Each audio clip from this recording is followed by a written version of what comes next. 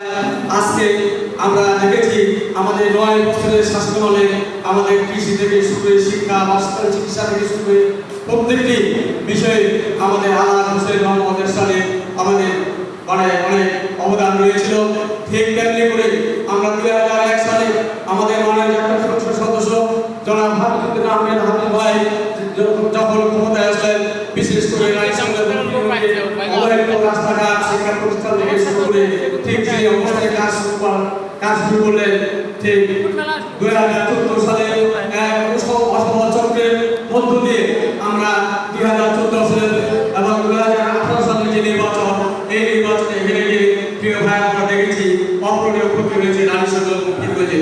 আল্লাহর অশেষ ইচ্ছায় গত ২০২৩ সালে ১ ফেব্রুয়ারির নির্বাচনে আপনারা সবাই মিলিত হয়ে কৃষি এখানে বিভিন্ন সমাজের মানুষ, পেশাজীবী মানুষ ঐক্যবদ্ধ হয়ে উন্নয়নের স্বার্থে আবার বিরাটে যখন সংসদ সদস্য নির্বাচিত হয়ে পার্লামেন্টে পাঠালেন, পার্লামেন্টে পাঠানোর পরে আবার উন্নয়নের সুযোগ এসেছে। আমরা দেখেছি এই ৮ মাস ৯ মাসে নারী সংগ্রাম মুক্তি প্রায় ৩৪ কোটি টাকা উন্নয়ন কাজ করছে, আবার নতুন কাজ শুরু করেছে। প্রিয় ভাইরা, আমরা মনে করি একজন যোগ্য নেতা, একজন যোগ্য নেতৃত্বের জায়গা থেকে আমরা একটা ভালো মানুষকে আমরা বেছে নিয়েছি, যার কারণে আজকে নারী সংগ্রাম মুক্তি এখানে অসমাপ্ত কাজগুলো সমাপ্ত হয়ে যাচ্ছে। প্রিয় ভাইরা, আমি আপনাদেরকে মনে করবো আমাদের মধ্যে সৃজনশীলতার অভাব রয়েছে। মাঠ পর্যায় থেকে শুরু করে উপজেলা আহ্বায়ক কমিটির মধ্য দিয়ে আমি মনে করি অনেক সৃজনশীলতার অভাব রয়েছে, সমন্বয়ের অভাব রয়েছে। আমি মনে করবো যারা আমাদের নেতৃত্ব দেবেন, আপনারা ভালোবাসবেন, আজকে ভালোবাসার জায়গা থেকে যেমন আমাদের মাননীয় জাতীয় সংসদ সদস্য আজকে বারবার মানুষটাকে খুঁজে দিচ্ছেন, আজকে আমাদের নারী সংগ্রাম উপজেলার মধ্যে এই নেতৃত্বের জায়গা থেকে যেন মানুষ আপনাদেরকে স্মরণ করে এবং মানুষজন আপনাদেরকে খুঁজে দেয় এবং মানুষজন আপনাদের প্রতি আস্থাশীল হয়ে থাকে। প্রিয় ভাইরা, আমি সেই জায়গা থেকে যারা আগামী নেতৃত্বে হাত ধরবেন, তারা সৃজনশীলতা সৃষ্টি করবেন, ছোট থেকে ভালোবাসার চেষ্টা করবেন, সহযোগী থেকে ভালোবাসার চেষ্টা করবেন, তাহলে আপনারা সম্মানিত হবেন, আপনাদের ভালোবাসার জায়গা থেকে। ভাইরা আমার, আমি কথা বাড়াবো না, আমি একটু করবো যে আমরা সবাই আমরা মনে করি এখানে আমরা যদি জাতীয় পার্টি করে থাকি, আমরা আজ হোসেন মোহাম্মদের সাথে আমরা যেখানে গল্প থাকি, আজকে রংপুর বিভাগের মধ্যে মাত্র একটি আসন, যেটা খালুয়া ৩ আসন।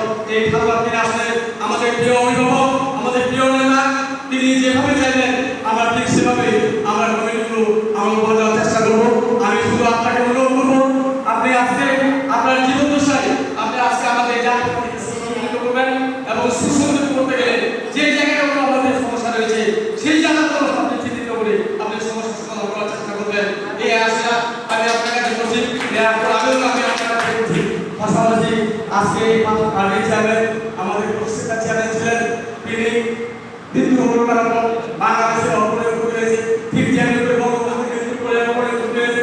আমি মনে করি যে আমাদের পার্টি চেয়ারম্যান মৃত্যু করে অপরাধ করেছে, তারপর আমরা আল্লাহর কাছে প্রধানের ভালো থাকে, সুস্থ থাকে, তিনি তো ভালো থাকে এবং তিনি যেন ছেলে থাকে, এই আশা এবং এই প্রতিষ্ঠানকে আমি আমার কাজ করতে আছি। সবাইকে ধন্যবাদ এবং আজকে জাতীয় পার্টি জিন্দাবাদ, আমাদের হোসেন মোহাম্মদ সকল হাবিব ভাই জিন্দাবাদ, নারী সংগ্রাম জিন্দাবাদ, জিন্দাবাদ, জিন্দাবাদ। আসসালামু আলাইকুম।